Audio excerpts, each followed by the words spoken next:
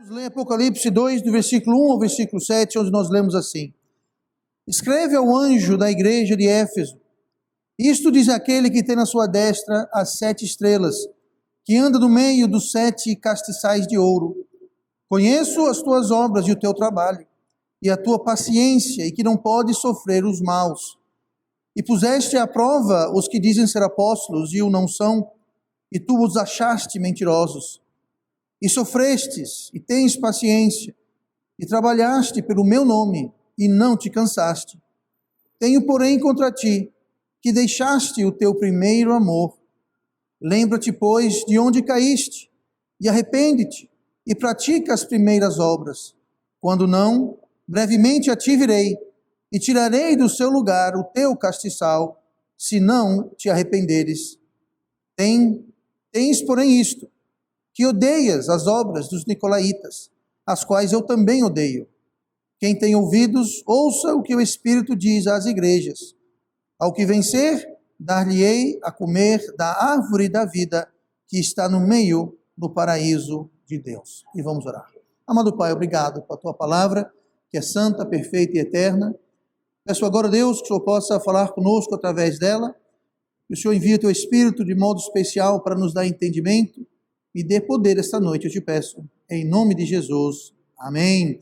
E vamos sentar esta noite, e hoje quero falar a partir deste texto, onde Jesus começa no capítulo 2 do Apocalipse a escrever 7 cartas às 7 igrejas, e ele dita estas cartas para o apóstolo João, e o apóstolo João escreve, e pelo que entendemos, elas foram de fato enviadas para estas igrejas. E essas igrejas, a primeira referência é lá no capítulo 1, no versículo 20, que diz assim: o mistério das 7 estrelas, porque ele fala sobre estrela, castiçal, sobre anjo, e ele achou necessário explicar o que é castiçal, estrela e anjo. No versículo 20 do Apocalipse 1, ele fala: o mistério das 7 estrelas que viste na minha destra e dos 7 castiçais de ouro. Então ele vai explicar o que é. As 7 estrelas são os anjos das 7 igrejas, e os 7 castiçais que viste são as 7 igrejas. Então, ele fala sobre estrela e fala que essas 7 estrelas são os anjos. A palavra anjo, ela significa mensageiro, e o que ele fala aqui é que as estrelas são os pastores, são os mensageiros de Deus para a igreja. Você leu o resto, a segunda metade do capítulo 1 e o capítulo 2 e 3 de Apocalipse, você percebe isso. Está falando sobre os pastores, que são referenciados como estrelas, e anjos, porque são os mensageiros. O anjo é o mensageiro. Você vê na Bíblia, o anjo sempre vem trazendo uma mensagem de Deus. Aí ele fala sobre os castiçais. Ele fala: os castiçais, pois bem, os castiçais são as igrejas, são as próprias igrejas. E então Jesus, ele descreve, ora elogiando, ora dando bronca nestas igrejas. E o que podemos saber então é que Deus espera certas coisas de nós. Deus está mostrando não só essas 7 igrejas, mas a todas as demais igrejas que vieram a ler esta carta, a revelação de Jesus a João, no livro que nós chamamos de Apocalipse. Deus está mostrando o que ele espera, o que ele deseja. A primeira igreja que ele escreve, a primeira carta que ele dita, é para a igreja em Éfeso. E a igreja em Éfeso, nós lemos aqui, ela tinha muitos pontos bons, muitos bons. Nós lemos no versículo 2, conheço as tuas obras e o teu trabalho. Então, essa igreja, ela tinha obra, ela trabalhava, era uma igreja militante, uma igreja que trabalhava, ela tinha obras, ela fazia coisas, não era apenas uma igreja em nome, ela era atuante, militante. Claro, aqui não se fala sobre obras para a salvação, que a salvação não vem das obras, é pela graça, por meio da fé, não vem de Deus, ela vem de Deus e é um dom de Deus, mas sim obras devido à salvação. Então não são obras para a salvação, mas são obras frutos da salvação, e eles evidenciavam o amor que eles tinham por Deus através das suas obras. O versículo 2 fala: continua, e a tua paciência. A igreja era uma igreja paciente, era uma igreja que tinha este fruto do Espírito, esta evidência do amor, que era a paciência. O versículo 2 ainda fala, não pode sofrer os maus. Essa palavra sofrer quer dizer aturar, suportar. Vocês não suportam, vocês não aturam, vocês não aceitam os maus. Então era uma igreja que praticava santidade e justiça. Santidade e justiça, eles não aturavam, eles não deixavam pessoas ou situações más prevalecerem. Às vezes existem situações injustas que muitas vezes vista grossa é feito porque é mais conveniente. Essa igreja não, essa igreja ela não aturava, ela não suportava, ela não sofria os maus. Continuando ainda no versículo 2, que diz, puseste à prova os que dizem ser apóstolos e não são, e tu os achastes mentirosos. Então, aqueles eram ousados, não suportavam o mal, eram ousados. Então tinha muita gente, como tem hoje, tá, que se dizia apóstolo, e não eram. Então, a Bíblia está dizendo que houve, o apóstolo Paulo fala que haverá, no caso já houve, pessoas que iam se autodenominar apóstolos, mas aqui dizem, mas não eram. E você os achaste mentirosos. Então era uma igreja que além de não sofrer os maus, eles eram ousados pela verdade. Eles faziam o que Paulo fala em 1 Tessalonicenses 5:21, examinai tudo, retende o bem. Então, eles examinavam tudo e se era mal, se não era bem, eles descartavam aquilo, não aceitavam aquilo, mas o que era bom, eles retinham. E versículo 3 continua, ainda falando das coisas boas dessa igreja em Éfeso. E sofrestes, e tem paciência, e trabalhaste pelo meu nome, e não te cansaste. Como nós vemos, era uma igreja diligente, atuante, apesar das dificuldades. Aí damos um pulo para o versículo 6, onde está escrito, odeia as obras dos nicolaítas, as quais eu também odeio. É bom ver que eles odiavam o que Deus odeia. E é bom qualquer igreja, é bom a nossa igreja, é bom cada um de nós que compomos essa igreja, odiar o que Deus odeia. Eu lembro quando eu fui salvo, quase 30 anos atrás, uma das primeiras decisões que eu tomei, algumas poucas horas depois de eu ser salvo, eu falei, Deus, eu quero odiar tudo que o Senhor odeia, eu quero amar tudo que o Senhor ama, eu quero, limpe a minha mente, tire da minha mente, do meu coração, qualquer preconceito que eu tenho, não preconceito racial, não esse tipo de preconceito, mas um conceito prévio, qualquer ideia que eu tenha até este momento. Lembrando, eu fui salvo com 25 anos de idade. 25 anos de idade, minha mente já tinha certas coisas programadas e não eram necessariamente corretas e certas. E eu falei, Deus, eu quero me desprogramar, eu quero amar o que o Senhor ama, eu quero odiar o que o Senhor odeia. E aqui essa igreja em Éfeso, Deus está dizendo, Jesus falou, você odeia os nicolaítas e eu também. E ele está elogiando, louvando a igreja por isso. Mas aí você pergunta, pastor, o que são os nicolaítas? Bom, nicolaítas, a palavra nico significa em grego conquistador. Laíta vem de leigo, ou pessoas, a população, as pessoas, o vulgo, digamos assim. Então, nicolaítas eram pessoas que tentavam dominar, conquistar, controlar. Se vê isso muito hoje no mundo, infelizmente também na área de igrejas. Certas igrejas que dizem que salvação só existe naquela igreja, naquela denominação. Se você sair daquela igreja, você vai perder sua salvação. Primeira coisa, salvação não se perde. Nunca se perdeu, nunca vai se perder. É um dom gratuito de Deus, é a vida eterna e é eterna. Se não fosse eterno, então... Mas até hoje isso acontece. Pessoas vivem com medo do pastor, com medo da igreja, com medo que vão ser expulsos, com medo... Gente, só há um nome entre o homem e Deus, e é Jesus Cristo, o Salvador. Não tem que temer homem nenhum, pastor nenhum, de modo algum. Você tem que temer a Deus e apenas a Deus. Então, os nicolaítas eram pessoas que buscavam justamente conquistar e dominar e controlar. Hoje nós vemos isso. Se controla muito através do medo.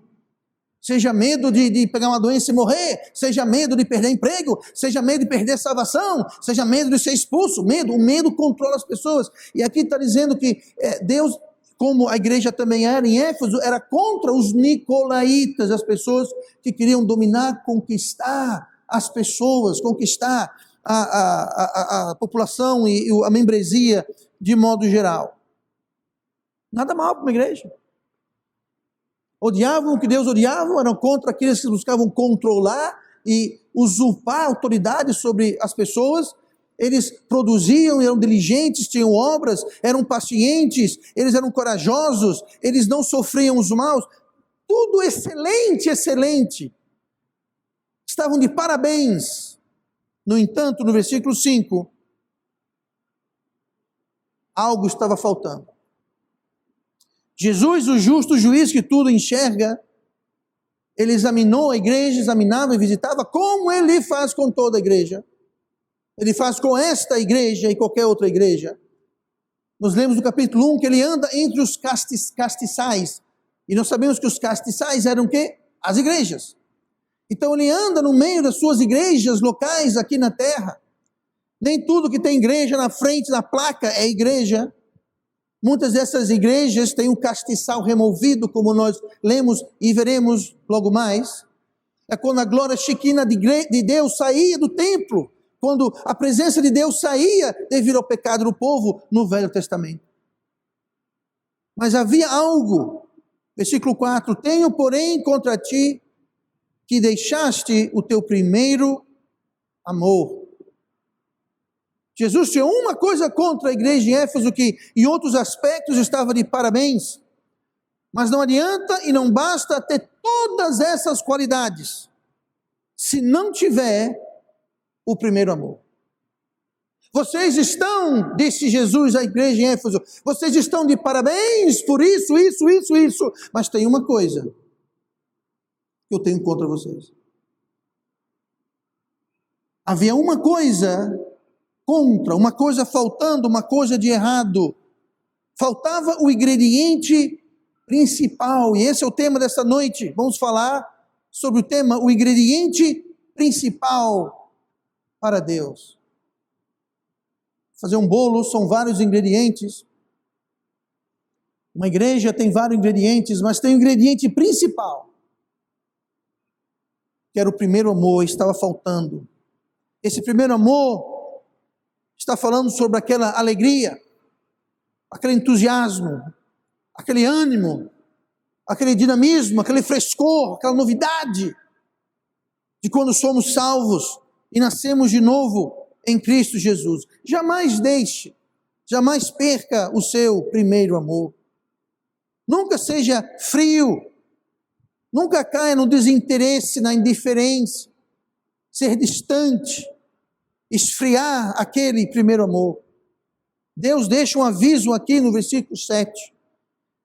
Quem tem ouvidos, ouça o que o Espírito diz. Você perdeu, vou perguntar para você agora, não estou perguntando para a pessoa do seu lado, na frente ou atrás, estou perguntando para você. Você, eu, nós, você perdeu o seu primeiro amor? Você perdeu o seu primeiro amor? Talvez, o triste que eu vou dizer agora, talvez você nunca teve esse primeiro amor. Talvez você nunca sentiu aquela novidade, aquele frescor, aquele ânimo, alegria, aquele gozo. Triste, que deve haver. Uma nova criatura, novo nascimento, pecados perdoados, graça de Deus derramada em você. Talvez o seu primeiro amor não foi de muita intensidade ou duração. Por quê, pastor?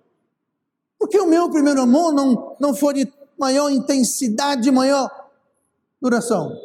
Uma coisa eu sei, a culpa não foi de Deus. É possível, como nós lemos aqui, perder o primeiro amor. É possível deixarmos esfriar o primeiro amor.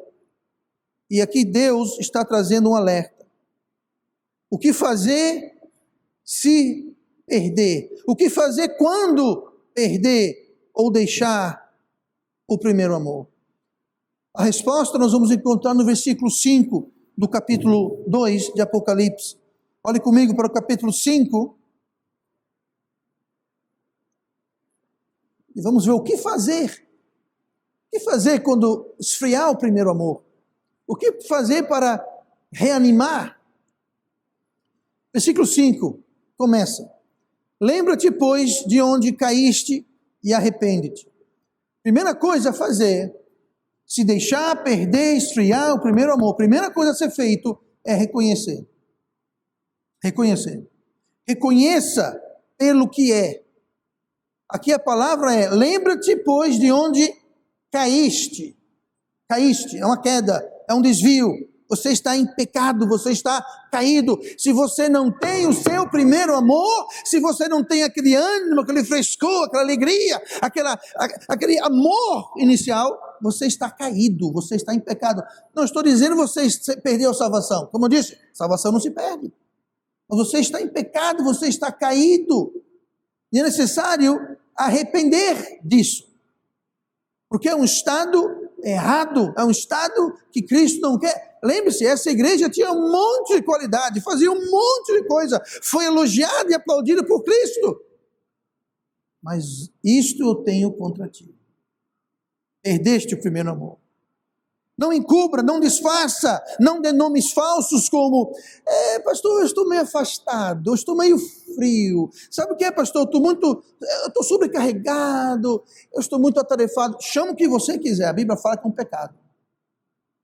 É um pecado. Você perdeu o seu primeiro amor, é você estar caído. Lembra-te de onde caíste. Por quê? Porque você caiu. Então lembre de onde caíste. E arrepende-te. Não dê nomes, não dê desculpas, justificativas. Pastor, eu tenho uma prova. Não, pastor, aqui é fim de mês, dá um trabalho. Não interessa. É um pecado. Reconheça. Primeiro passo, se o seu amor, primeiro amor esfriar, é reconhecer pelo que é. Uma queda. Confesse. Deixe. Retome.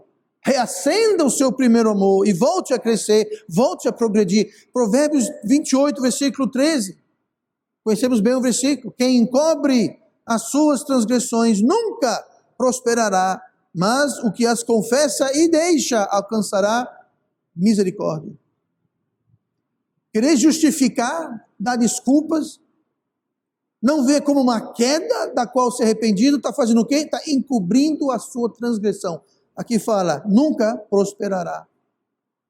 Como qualquer problema, qualquer situação, qualquer pecado, a primeira coisa necessária para reconhecer, para resolver, é reconhecer. Qualquer pecado, problema, qualquer situação, o primeiro passo é você reconhecer.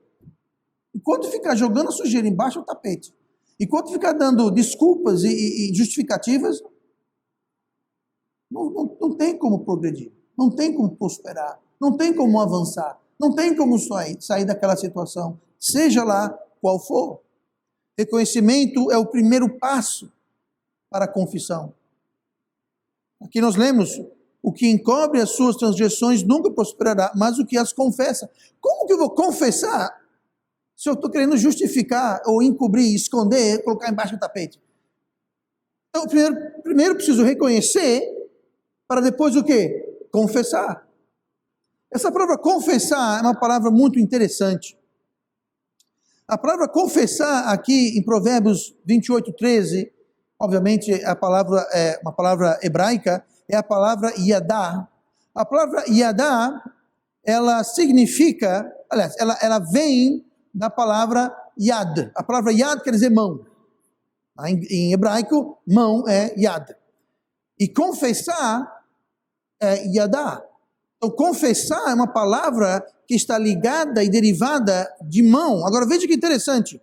Yadá, tem um sentido amplo e diverso. É mão, mas especificamente mão no sentido dela estar aberta e estendida. Não é mão como uma mão qualquer, é uma mão nessa postura aqui, ó. Nessa postura aqui, representando que você não está escondendo nada. Chega para o Joãozinho, Joãozinho, você tem o que na sua mão? Nada, manhã. Joãozinho, cadê a sua mão? Está aqui, manhã. Joãozinho, olha a sua mão. Não. Por quê? Pois é, confissão é justamente você falar, Deus, não estou escondendo nada. Para confessar, você tem que reconhecer e chegar para Deus e falar: Deus, ó, é o oposto de esconder. Mas também significa, essa palavra Yadá é muito interessante. E eu saber por quê. Confessar é não esconder, uma mão estendida aberta. Mas também uma mão estendida aberta de fazer isso, ó. De você lançar para longe uma lança, uma pedra, um objeto. Quando você confessa, você pega o seu pecado, você faz assim, ó. Ele vai para longe de você. Quando você reconhece e confessa. João fala isso no Novo Testamento, que Deus é fiel e justo para nos perdoar de todo o pecado. Qual a condição? Se confessarmos. Se confessarmos os nossos pecados, Ele é fiel e justo para nos perdoar de todos os pecados e nos purificar de toda injustiça. Pois é. Quando a gente confessa, a gente não só mostra a mão aberta, a gente está lançando aquilo embora, para longe. É uma mão estendida também, que pode ser representativa em hebraico, de louvor. Louvor, gente. A palavra confessar, em hebraico, também pode ser usada para louvar. Você não tem como apresentar louvor verdadeiro para Deus sem o quê? Confessar.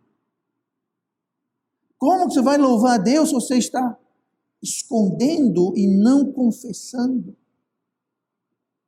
Como ousamos chegar perante o Deus Altíssimo com a mão fechada, escondendo? Não.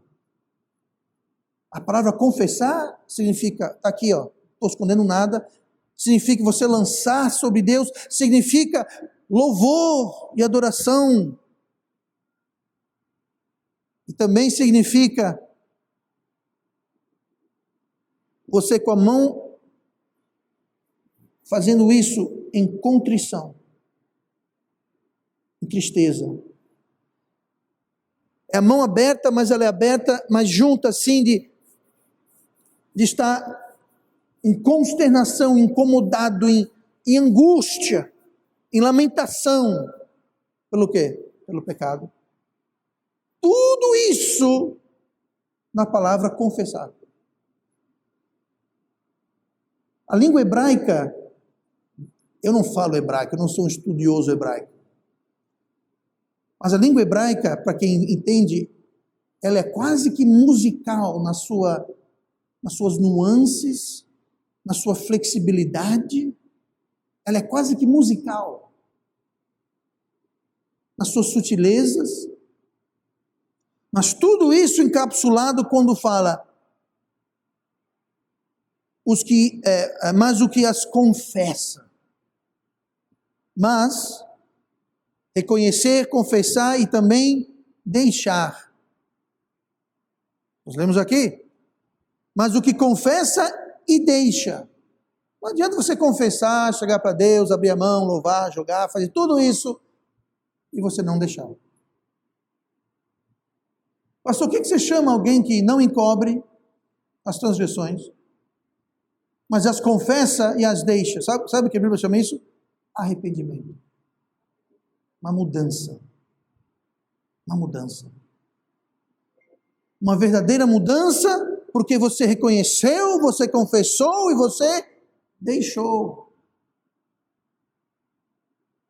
E quando está no estado de ter o seu primeiro amor frio, inexistente, nós temos que fazer isso, reconhecer e confessar e se arrepender. É o que fala, lembra-te, pois, de onde caíste e arrepende-te. Para arrepender é preciso o quê? Reconhecer, confessar e deixar.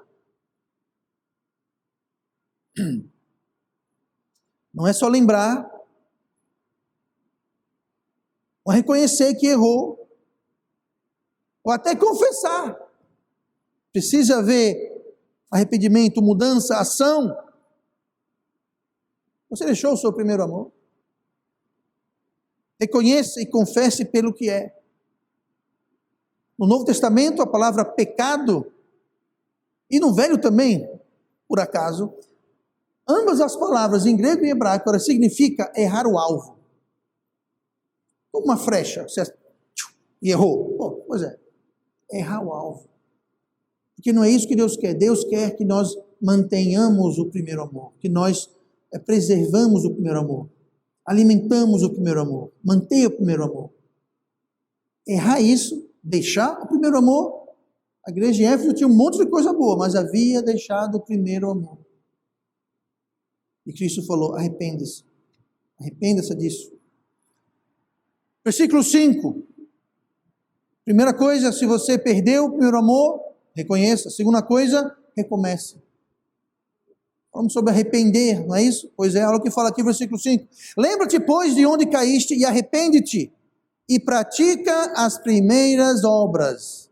E pratica as primeiras obras. Não adianta você se arrepender, confessar, reconhecer e deixar tudo do jeito que está. Não, volta e pratica as suas primeiras obras. Pastor, por que pratica as primeiras obras? Porque, obviamente, eles tinham deixado. Não estavam praticando tanto quanto queriam, poderiam, deveriam. Senão Jesus não falava, pratique as primeiras obras. Se eles já estavam praticando, então por que ele falou pratique? Estava vendo uma queda, estava vendo um afastamento, estava vendo um esfriamento.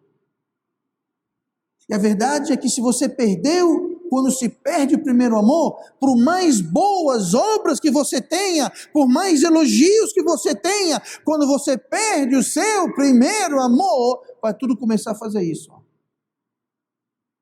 Não vai ser de um dia para o outro, mas aos poucos você vai começar a perder os elogios, as coisas boas.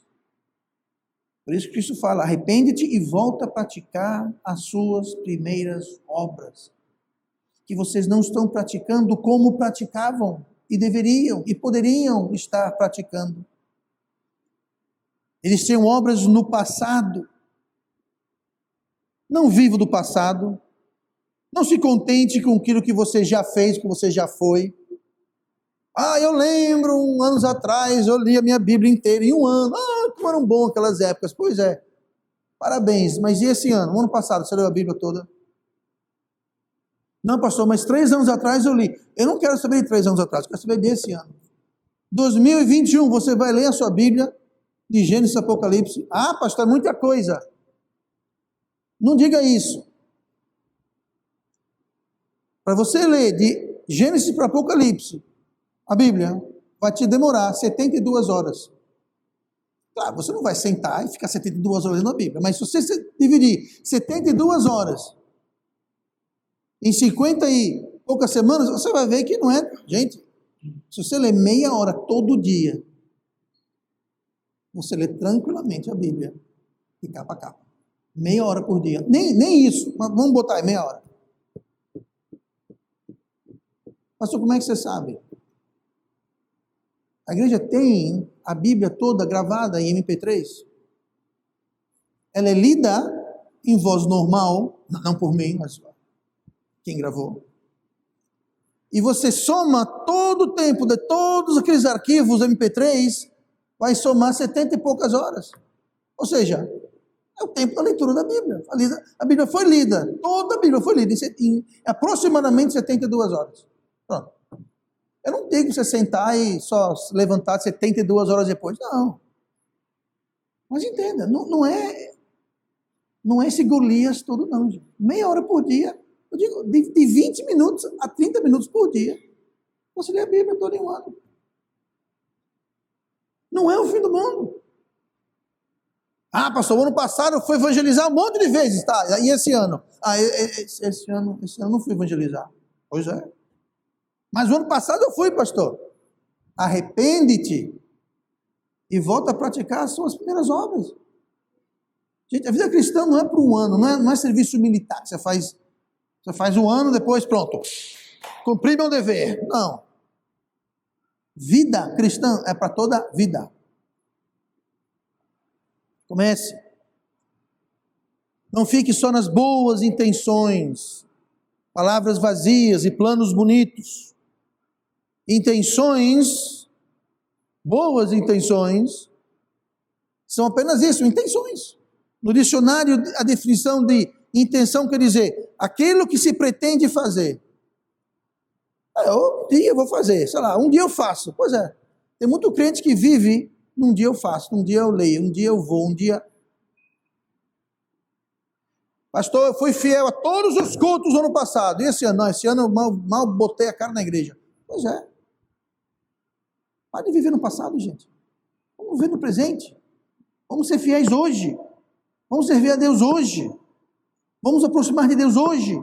E quando isso não acontece, é sintoma de um primeiro amor frio. Por isso que Jesus falou, vocês são muito bons nisso. Mas uma coisa eu tenho contra vocês. Deixar-se o seu primeiro amor. E muito em breve, todos esses elogios, todas essas boas obras, tudo isso que eu elogiei, tanto que ele fala, volte a praticar os seus primeiros amores, como você fazia antes. O esfriamento já estava em curso. Nós sabemos que fé de verdade não é só pensar em fazer, mas fazer de fato. Tiago 2, versículo 20. Mas, ó homem vão, queres tu saber que a fé sem as obras é morta? Aqui não está falando sobre salvação, gente. Está falando sobre caminhar cristão, vida cristã. Fé é você saber, crer e fazer. Saber na mente, crer no coração e fazer. Ah, pastor, eu tenho fé. Tiago fala, se você tem fé sem obras, você só sabe e crê? Não. Se você crê, você faz. Se você não crê, se você não faz, você não crê. Você pode até saber, mas você não crê. Porque quem crê, faz. Eu costumo dar esse exemplo. Se eu virar para alguém aqui, deixa eu ver aqui, a Fabiana. Chega para a irmã Fabiana e fala, irmã Fabiana, tem uma cobra subindo no pé da sua cadeira, vai lhe morder. A irmã me ouviu, não ouviu? No entanto, nem piscou, nem deu bola. Por quê? Ela ouviu, mas não creu. Agora, suponhamos que a irmã tivesse crido em mim. Ela estaria sentada ali, tranquila. Não, se ela tivesse realmente acreditado que realmente havia uma cobra que estava perto do pé dela, ela dava um pulo e saia correndo. Porque quem crê, age. Quem crê, faz. Não vem alguém me dizer que a palavra de Deus é o livro mais importante da minha vida. Você lê, leu não, tem um tempo não. Então não é o livro mais importante da sua vida. A causa de Deus é o centro do meu universo. Lindas palavras, mas não vem à igreja há 3 meses. Como é que é isso? Evangelizar os perdidos é o coração de Deus e o meu também. Qual foi a vez que você compartilhou o evangelho com alguém? Pois é. Intenção, palavras não valem nada, é ação. Fé sem obras é morta. É isso que Tiago está falando. Você pode falar o que quiser. Mostre-me. Tiago falou assim, eu vou mostrar minha fé pelas minhas obras. Muito bem. Versículo 5, vamos terminar hoje. Quando esfriar o amor, número 1, reconheça, recomece, e depois fique de olho no resultado. Quando o amor esfria, olha o resultado. Versículo 5. Lembra-te, pois, de onde caíste e arrepende-te, e pratique as primeiras obras. Quando não, ou seja, o resultado. Se não, quando não, brevemente a ti virei, e tirarei do seu lugar o teu castiçal, se não te arrependeres. Jesus falou, olha, vocês estão fazendo muito bem, mas vocês perderam o primeiro amor. Já começou o declínio, volte a fazer as primeiras obras, e se não, eu vou vir e eu vou tirar o castiçal. Pastor, o que quer dizer tirar o castiçal? Aqui a igreja não tem nenhum castiçal. Como é que é isso? A gente lembra que no versículo 20 do capítulo 1, a gente viu que os castiçais são as igrejas, não é isso? As 7 estrelas são os anjos das 7 igrejas, e os 7 castiçais que vistes são as 7 igrejas. Estes castiçais, eles representavam, ele era um selo que atestava que aquela igreja, no caso aqui Éfeso, mas também a nossa, é de fato uma igreja que tem a presença e a bênção e a unção e o carimbo de Cristo. É Jesus falando, a igreja que tem um castiçal, essa é uma das minhas. Não interessa o que diz a placa na frente. Não interessa se tem uma placa. Não interessa se tem um prédio. Não interessa se tem... O que interessa é ter o castiçal. O castiçal é a presença, é a aprovação, é a unção, é a aprovação de Cristo. Que aquela igreja é um corpo local dele. E quando ele fala, eu vou tirar o castiçal, ele diz, vocês vão perder o meu selo de aprovação. Vocês não mais serão chamadas uma igreja minha. Vocês podem pertencer a uma denominação, você pode ter placa na frente, você pode o que você quiser. Mas essa igreja local não tem a minha presença, não tem o meu poder. Vocês não são uma igreja minha. Isso é o que é perder o castiçal.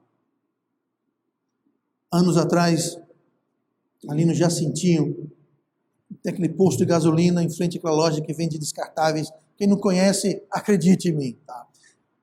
No pátio do posto, alguém colocou um quiosquezinho de vender sorvete.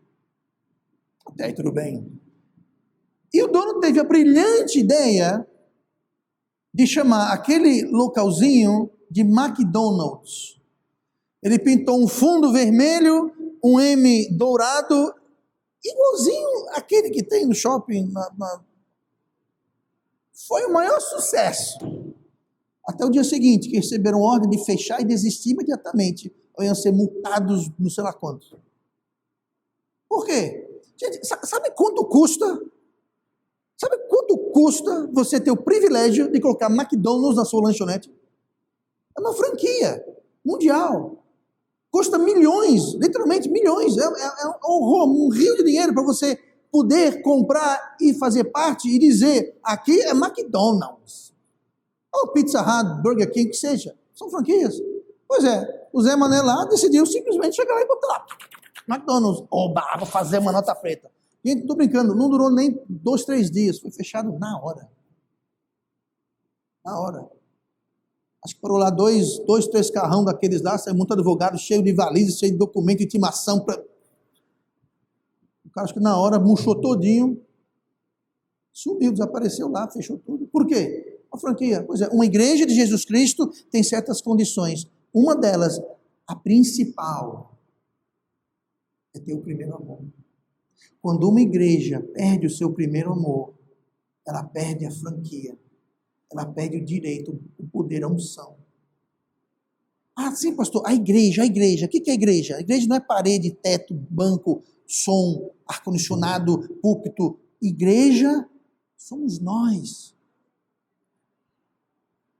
Quando as pessoas que compõem uma igreja, seja lá qual for, perde o primeiro amor, esfria, é uma indiferença, não tem amor pela obra, pelo Salvador, quando isso esfria, esse é o ingrediente principal. Éfeso tinha um monte de coisa boa, eram fiéis, produtivos, inteligentes, corajosos, mas tinha uma coisa, Jesus falou, se vocês não consertarem, se vocês não resolverem, se vocês não reacenderem esse primeiro amor, eu vou tirar o castiçal, vocês vão deixar de ser uma igreja de Jesus Cristo.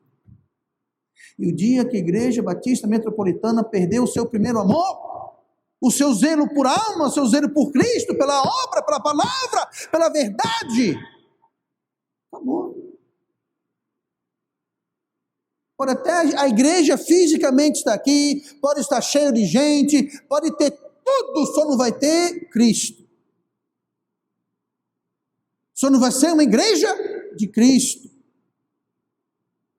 E quando você perde o primeiro amor, as doutrinas vão ralo abaixo, a obra vai ralo abaixo. Almas perdidas perdem o valor. E o que sobe à tona é o que nós queremos, o que nós gostamos, o que nós quer fazer. Por isso tem tanta igreja por aí que, evangelizando aqui, quem sabe disso. Sábado à tarde, evangelizando, a gente ouve um barulho, uma batucada. Deve ser um bar. Você vira a esquina, é uma igreja. Ué, como que se confunde? Sabe o que é? Primeiro amor já. Agora o amor é para eles. Mas nós gostamos disso. Nós queremos isso. Cristo fala, pode fazer, mas eu estou fora. Eu vou tirar o meu castiçal. Existem vários pré-requisitos para ser chamado uma igreja de Jesus Cristo. Mas o mais importante, o ingrediente principal para Deus é o primeiro amor. Se você tem o primeiro amor... Eu vou dizer uma coisa para você. Eu falei agora há pouco, horas depois que eu fui salvo, eu tinha um primeiro amor, eu tinha um zelo. Eu falei para Deus, Deus, reprograme a minha mente. Eu quero odiar o que você odeia, eu quero amar o que você ama. Gente, eu não sabia de doutrina, eu não sabia de igreja, eu não sabia de um monte de coisa. Eu era salvo apenas algumas poucas horas. Mas aquele meu primeiro amor me colocou na direção certa, me norteou e me guiou, e passaram-se os anos, eu fui crescendo, e Deus foi guiando e controlando, e hoje eu estou aqui, tudo devido ao primeiro amor. Agora, quando você perde o seu primeiro amor, tudo que você porventura tenha de bom, como a igreja em Éfeso, vai acabar se perdendo, vai diminuir. Está aqui, ó. Jesus começou a carta elogiando. Depois fala, eu tenho isso contra você. Se não resolver, se não voltar o primeiro amor, se arrepender e praticar as primeiras obras, eu brevemente virei a ti. Veja como Cristo é paciente. Ele fala, eu estou avisando brevemente. Então mude enquanto há tempo. Arrependa-te enquanto há tempo. Reconheça, recomeça. Porque o resultado vai chegar. Que é o quê? Perder o castiçal. Perder a unção e a bênção e a presença de Cristo. Que trágico. Como quando uma igreja ou um filho, uma filha de Deus, vive sem o poder de Deus, sem as vantagens que Deus disponibiliza para os seus. Especialmente fazer parte do corpo de Cristo, que é uma igreja local.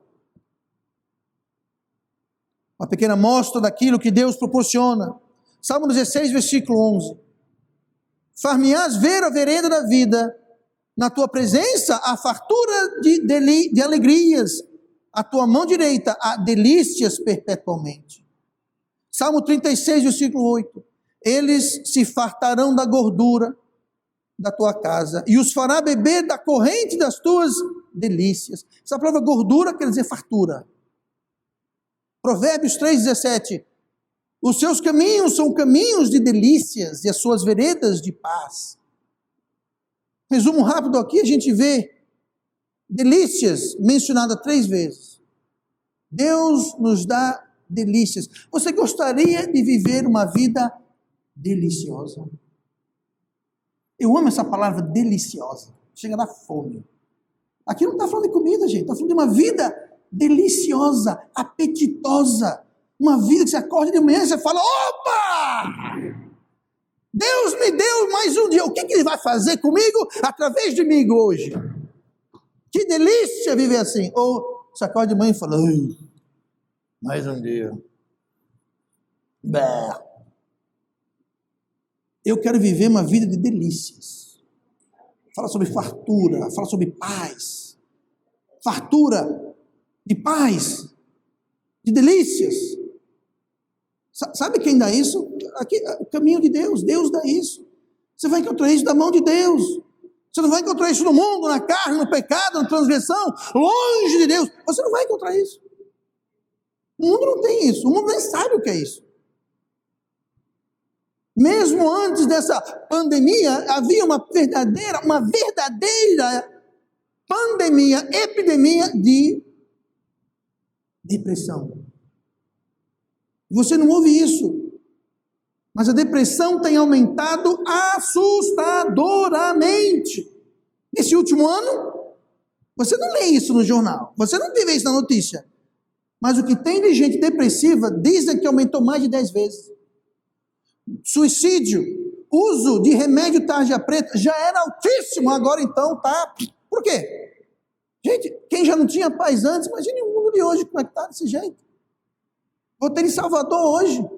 Gente, vocês não imaginam como o povo está paranoico lá em Salvador. Você não faz ideia. A cada esquina, um outdoor. Vai morrer todo mundo. Os ônibus. Onde você olha, vai morrer. Morte. Quem não era biruta vai ficar biruta. Quem era meio biruta vai ficar 100% biruta. O mundo não sabe o que é uma delícia de vida, paz, fartura, não sabe o que é isso. Sem o ingrediente principal, até as coisas boas se perderão com o passar do tempo e a vinda das provações. Esse conceito de primeiro amor funciona não só na igreja, funciona também no lar, funciona também no casamento.